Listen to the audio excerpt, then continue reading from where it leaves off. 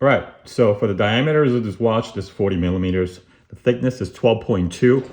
Now there is a engraving on the back of the Grand Seiko lion, which is kind of cheesy, but then that lion is, it's not really all that intrusive to the wrist, so I'm going to stick with 12.2, but if you account for that little engraving, it comes out to 12.5. But I'm going to stick with 12.2. And then the dial size, meaning what is visible along the dial, which I think is way more important than the actual case size as far as how it looks on your wrist.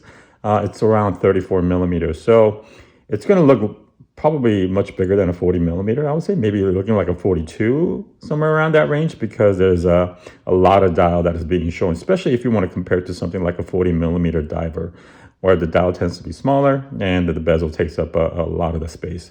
So, and the luck to luck for people with smaller wrists like myself, it's the traditional end links, therefore it's protruding, and the luck to luck is around 50 millimeters. However, it's a very, very comfortable watch, and I'll get to that in a second. So this is a 25th anniversary edition, limited to about 1,200 pieces. Has a 9F quartz movement. I think this is specially regulated. It's symbolized by this particular star that you see right below the GMT call out, and that means that regular 9F quartz tends to be plus or minus 10 seconds a year, which is great. But this one has been specially regulated to be plus or minus 3 to 5 seconds a year.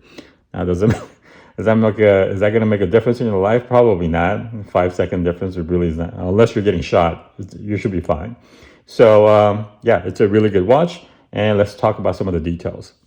All right, so far as the detail, the Easter eggs. There's some Easter eggs in this watch that I really like, and I just wanted to kind of point that out. And I might have to just mix this up with a micro shot, mainly because you won't be able to see the details, I don't think.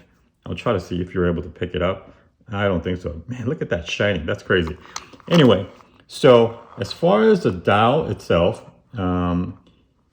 it is a green dial, but the Easter egg is that there's patterns that exist within this dial. And then the patterns, the engravings that you see that exist all the way across the dial, it says, or it calls out 9FGS.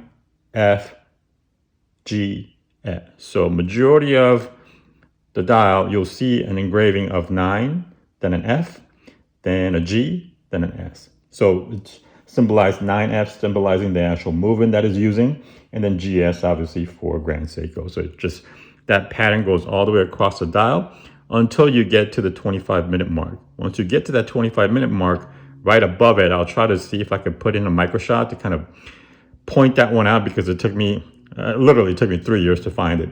The 9FGS, right above it, turns into 9F25. So on the 25-minute mark, symbolizing the 25th anniversary edition, the GS flips it over and it turns into a 2 and a 5. So that's a little Easter egg. Is that going to be really surprising to anybody, or will anybody care? Nobody will fucking care. But you as a watch owner will care. So that's good. The second Easter egg is that the ticking of the second hand, it's a double tick. So this is, I think, across all the 9F quartz movements, is that when it ticks, there's going to be a very initial quick tick. And then this one, I'll probably have to do a slow motion capture as well. And then there's a second tick that drives it all the way across the next second marker. So the reasoning for this, as the way that Grand Seiko explained it, was that it saves on the power consumption.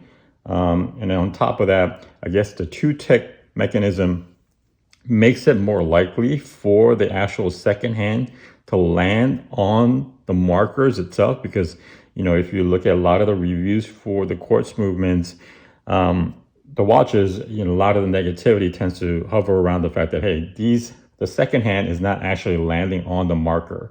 It's a little bit below it, or a little bit after it, or sometimes it's just like right dead in the middle, which is horrible. So this one, it lands on the actual markers itself, which is good. But then the other explanation that really made sense, that resonated with me, was that Grand Seiko wanted to utilize premium secondhand that they utilize on all their automatic models. So because the distance that the secondhand needs to travel for quartz movement is much larger than like an automatic movement. Automatic movement, you have either 6 or 8 steps to get from one second marker to the next second marker, right? Versus in the quartz, you're gonna have to travel that whole distance. Therefore, the quality that is being utilized on those tends to be less premium, lighter, tends to be plastic, and so on and so on. But Grand Seiko was like, fuck that. We're gonna try to utilize, the same secondhand, same premium quality that we utilize on all our automatic movements.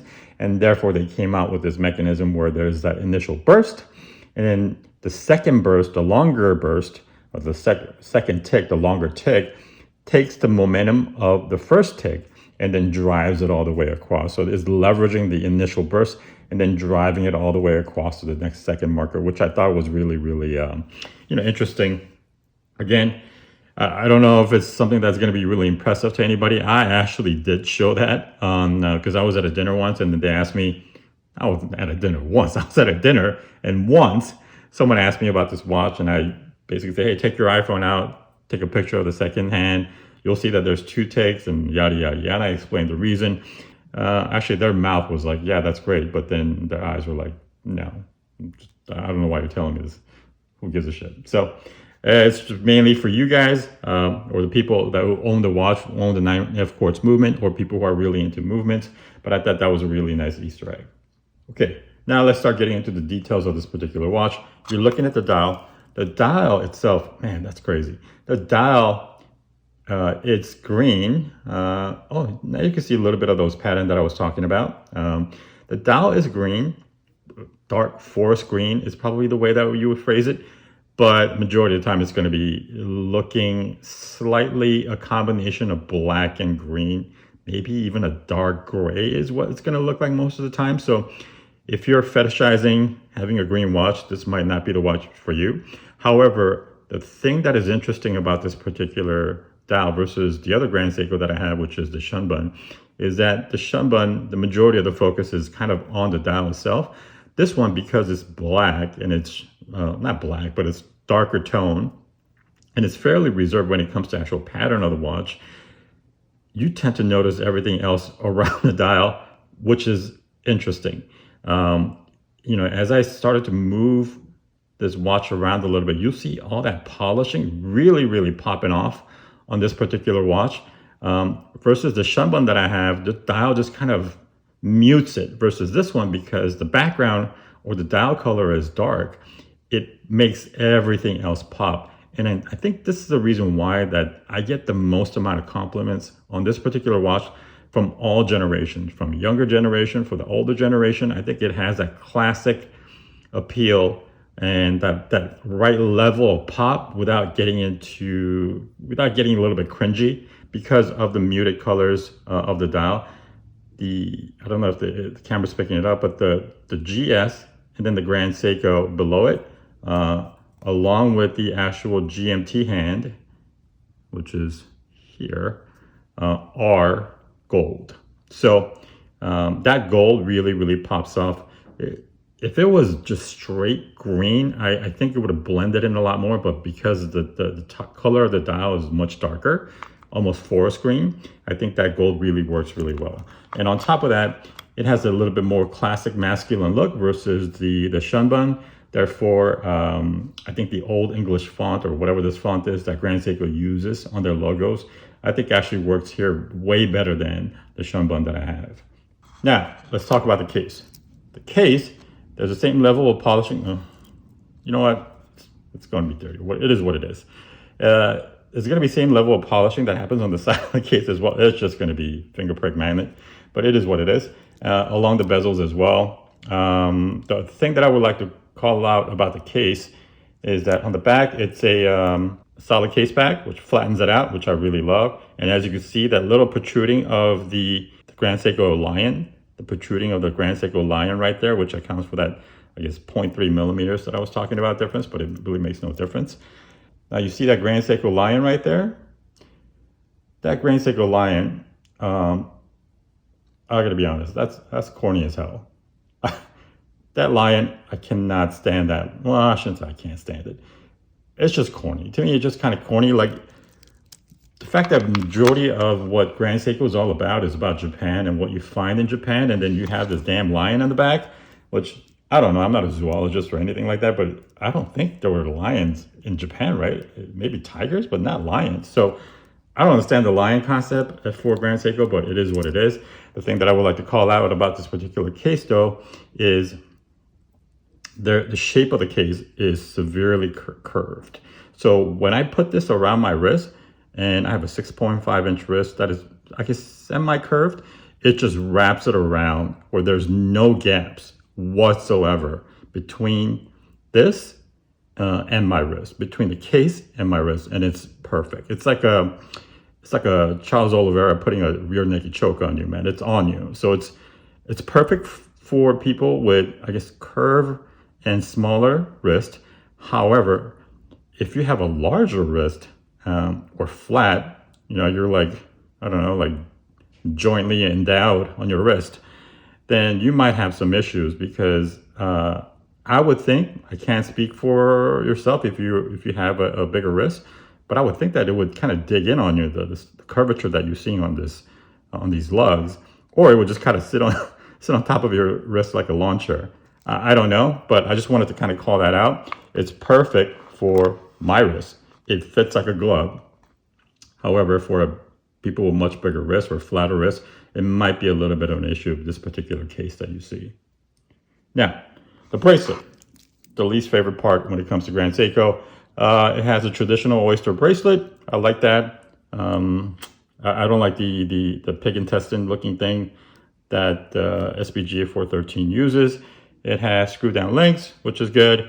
And, sticking with the traditions, no micro adjustments for Grand Seiko, but it does have half links that you can utilize if you get into any type of sizing issues. Nothing really to, I guess, complain about when it comes to the bracelet. It's not great, but it's also not bad. I would say one thing though, the level of smoothness on this bracelet it's at the level of the Rolex that I owned in the past. It's just as smooth. So it's really, really perfect. It feels like butter around your hands and on your wrist, especially with people with smaller wrists with this curvature that you see. But overall, I got no complaints. I like the fact that it's a traditional oyster bracelet and not the, ET finger looking one that some other models use. Right, so there it is on my 6.5-inch wrist. It fits like a glove because of the lugs, the curved lugs, as well as the smoothness of the bracelet. I bought this used, and I'm kind of glad that I bought this used. This review, because it's probably going to be really difficult for people to find out about this particular model, but if you are able to get this model used and worried about scratches or anything like that, I would say I wouldn't worry too much. I got this used. There's a video that I made about 3 years ago about buying a beat up bracelet. The picture when I bought it was worse than when I actually received it, but still you could see some scratches. I mean, it was a very hairline type of scratches. It wasn't too bad, but ultimately what that was able to give me is the comfort of just wearing the watch because it already had bracelets. I mean, it already had scratches along the bracelet. So it wasn't too big of a deal. Like if I bought this watch brand new with the Grand Seiko polishing, I would probably try to baby it a lot more, but I got it used. Therefore, I was just able to wear it freely and I became really, really attached to this watch. So if you're looking for this particular watch and you want to buy it used, or any of the Grand Seikos, I would say, I wouldn't worry too much about buying it used because it just takes that anxiety of getting the scratches just right out the door, and then you just kind of wear it and enjoy it. So the only thing that I would say about this particular watch that needs improvement is for my wrist, this 40 millimeters is too big, along with the 34 millimeters of visibility along the dial. I think it's just a little bit too big for my wrist, especially if you have this particular view, this concentrated view of the watch on the wrist. Now, when you look at it from a bird's eye view and you're looking at it from far away and you're looking at the whole person and you see this watch on the wrist, it's not as bad. But when you concentrate it and then you look at it very, very closely and then the only perspective that you have is the wrist and then the watch, I think it looks too big. And I would love to go with a 37, 36, maybe even a 38 millimeter, basically the new snowflake that came out. I think that would be perfect. I just don't like the snowflake design. I'm one of the very few, but if they came out with something like this, more masculine looking with a darker tone, I think it'll be a perfect watch and it'll just fly out the door. So that's it for me. Peace.